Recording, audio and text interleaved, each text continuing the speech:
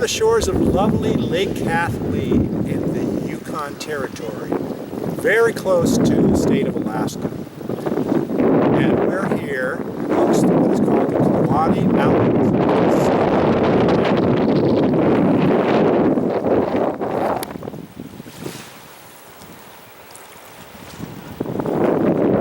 This beautiful lake, at least on this one beach shore, is basically populated with rocks. So we're going to call this video Yoga on the Rocks.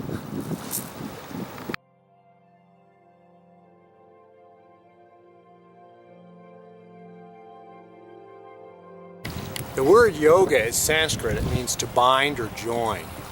Typically it means to join, let's say, a cart to a horse, for instance. In this case, yoga means to bind yourself together. In yoga, there are many different ways of accomplishing this, beginning with simple asanas and positions for stretching, all the way up to the highest contemplations of the essential nature of your being. Some of these forms of yoga have to do with just manipulating the body. Others have to do with getting in touch with certain forces that are at work behind the scenes, unseen in the body, to give it health, nutrition, to give it vitality and control.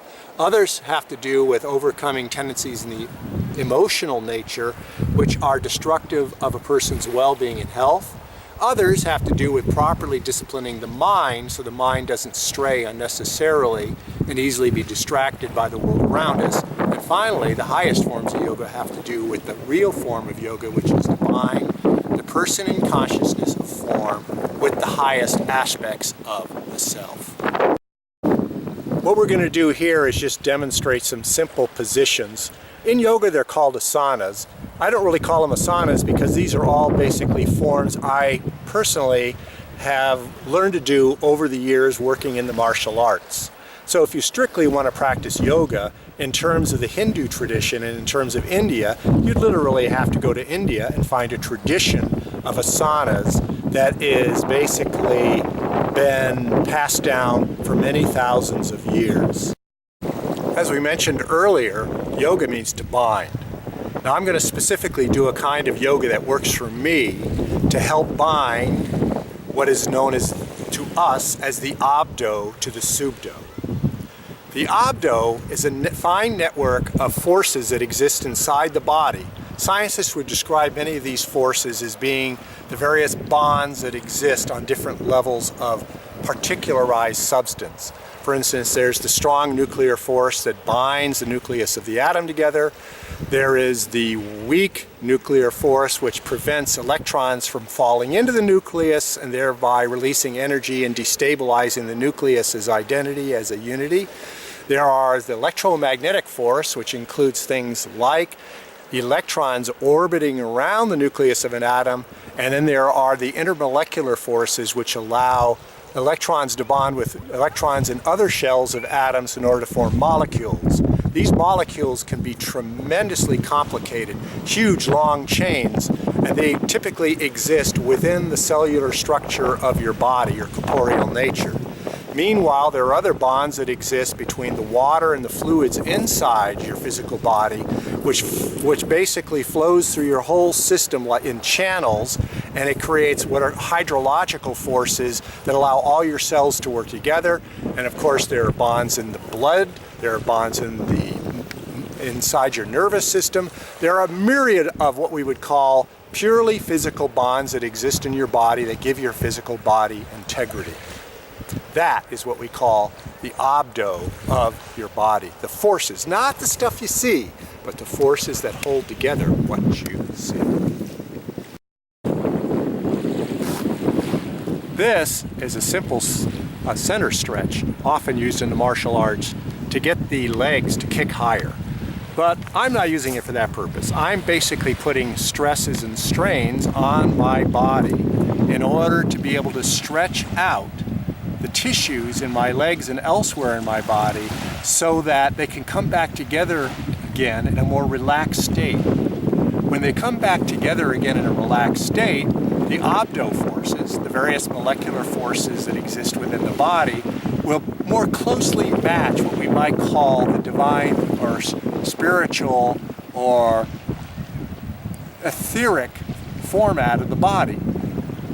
The goal being to get the abdo to shift around a little bit so that those inner forces, which we refer to as the subdo, can now more fully align with those forces, bringing about a greater sense of what we might call physical, spiritual, or etheric integrity.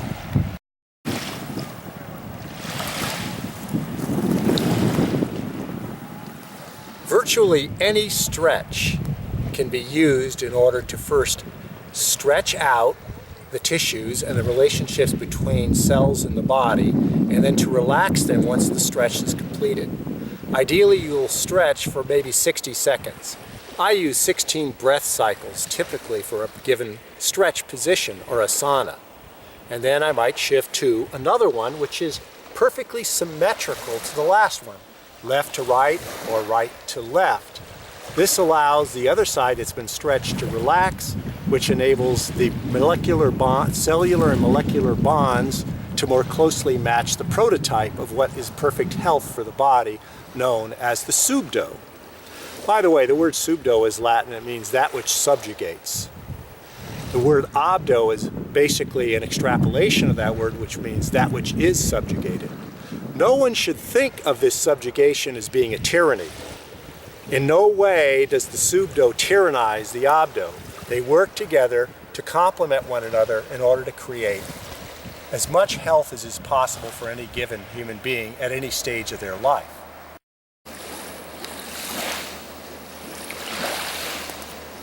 I call this the dragon stretch. And basically, if you ever watched a martial arts movie, you'll have characters flying through the air with their leg out several feet above the ground, typically launched off a trampoline. And then, of course, the foot will collide with the midsection or the head of the object of their terror. But the beauty of this stretch is to basically get the hip to flop over. And that's very important because the joints in the body are a critical area of function and health. Once again, the goal is to get a closer alignment between the subtle, the subdo, the subjugating aspects of force. These subjugating aspects of force, I'm going to explain right now, have nothing to do with the 5 forces of nature, the weak, the strong, the electromagnetic, and the gravitational. They have to do with what scientists would call dark energy. In terms of the subdo and the abdo, think of it this way. Scientists don't know why the universe takes the form it does.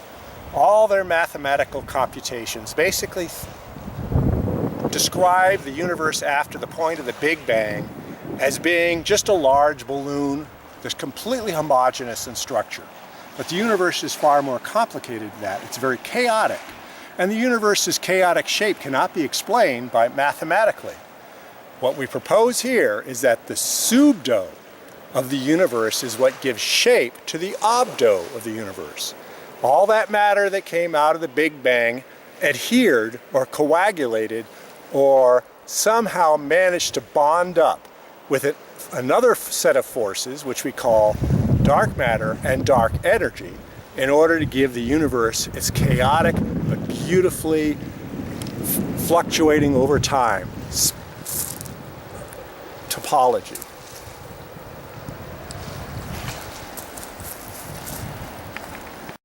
As I said, just about any position your body takes that does not cause real pain, but just basically stresses you a little bit, is good in order to get the subdo to align more closely to the abdo. And I've also gone on to explain that dark matter is the pattern by which all the universe and everything within it is given form. Well, let's talk about dark energy. Life isn't just about a shape, it's a shape in motion. There are vital forces that are at work within all of us that dynamize our beings and give us the ability to change over time. That is the dark energy aspect, or what what the Easterners call the chi of the universe. Chi is dark energy. It is what causes the universe to accelerate in expansion. An acceleration which, like the indrawn breath, will ultimately come to a point of balance and then exhalation in the future. Life indeed is breath.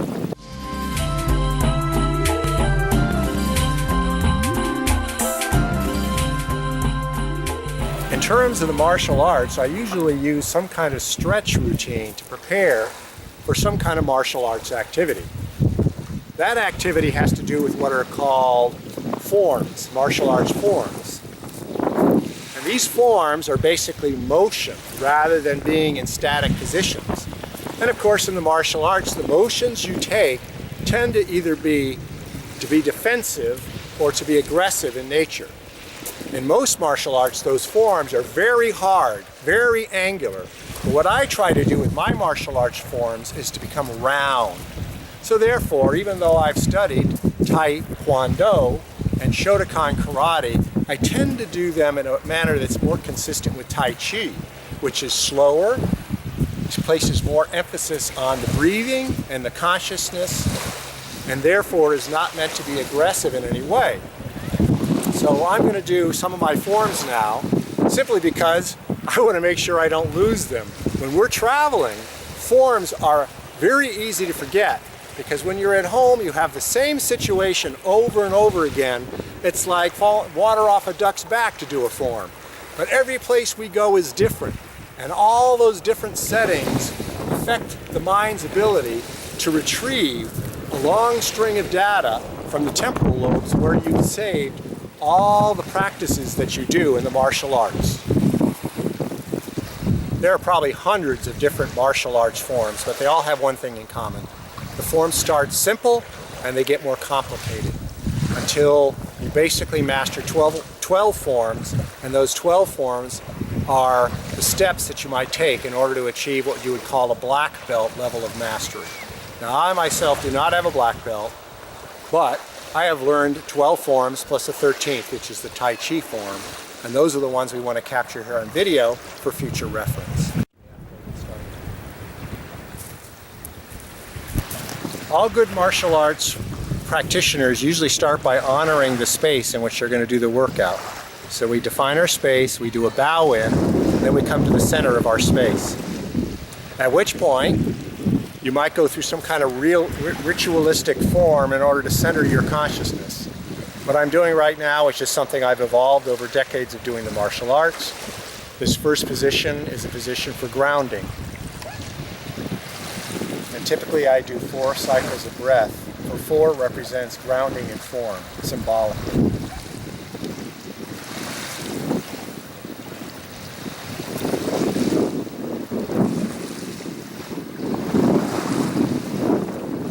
Then I become receptive, and I use 3 breaths for that because the triangle, or 3, represents receptivity to higher divine forces.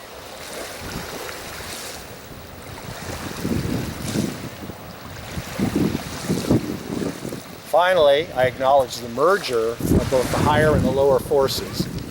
This represents yang, this represents yin. Forces come together and the manifest world is formed, space and time. 7 breaths.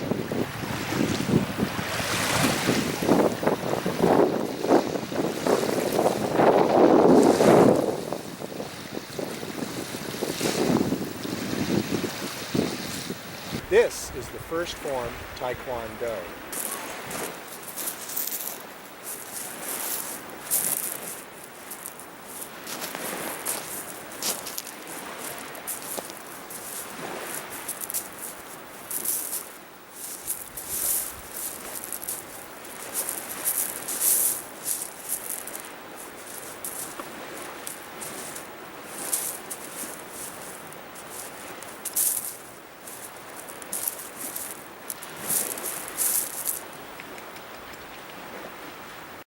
This is second form Tai Kwon Do.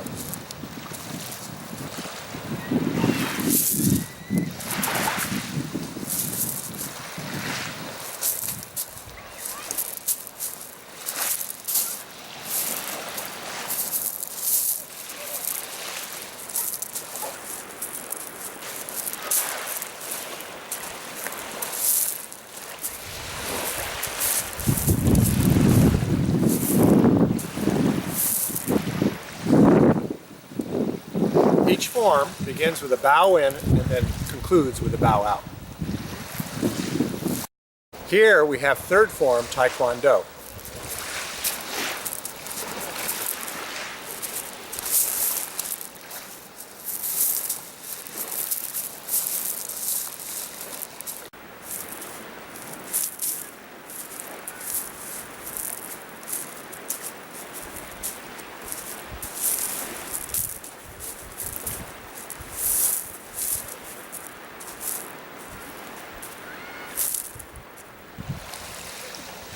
Those three forms constitute what is called the first set of forms in order to achieve your first belt if you're studying in according to some kind of traditional Taekwondo system. The next three forms will be for working towards another belt, which is called the green belt.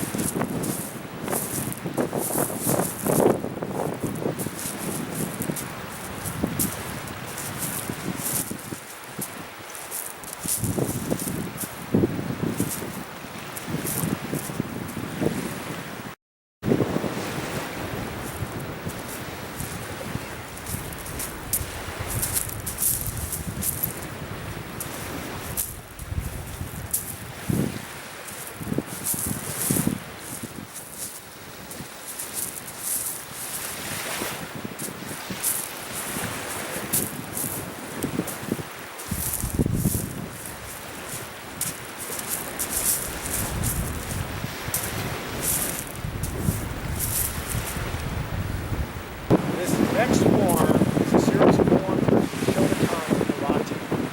Three forms which are of equal virtue to the three forms that lead to a brown belt of Taekwondo.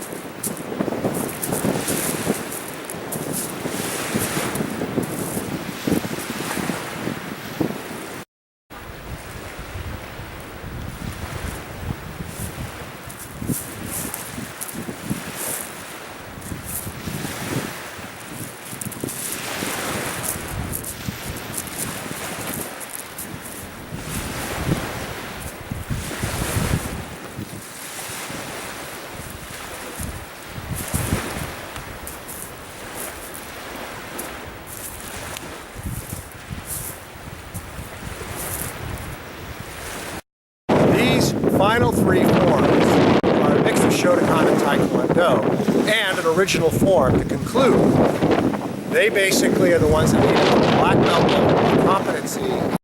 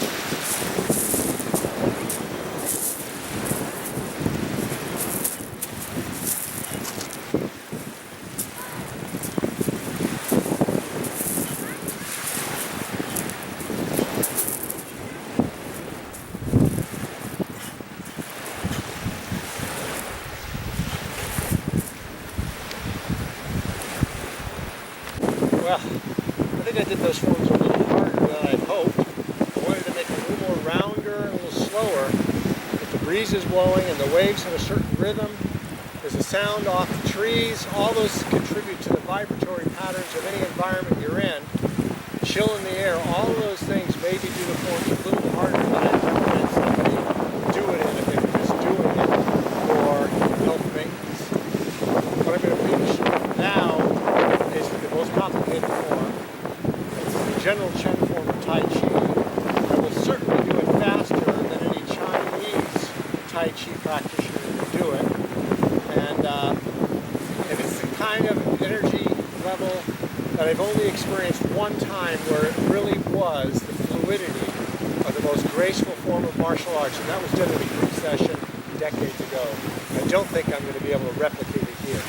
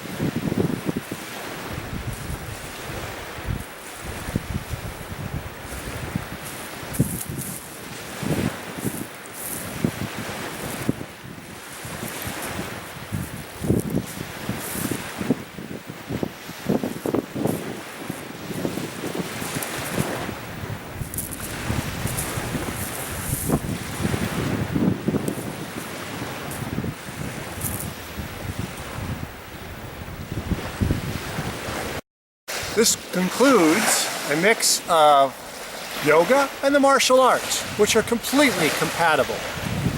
Martial arts, of course, includes more than simply doing forms. It also includes sparring. And I haven't done sparring for decades, and I'm not going to demonstrate it. There's plenty of videos out there on YouTube that deal with sparring. But to be a complete martial artist, not only would you have to master your 12 forms, you'd also have to be able to spar competently and demonstrate excellent technique in all your kicks, blocks, and punches.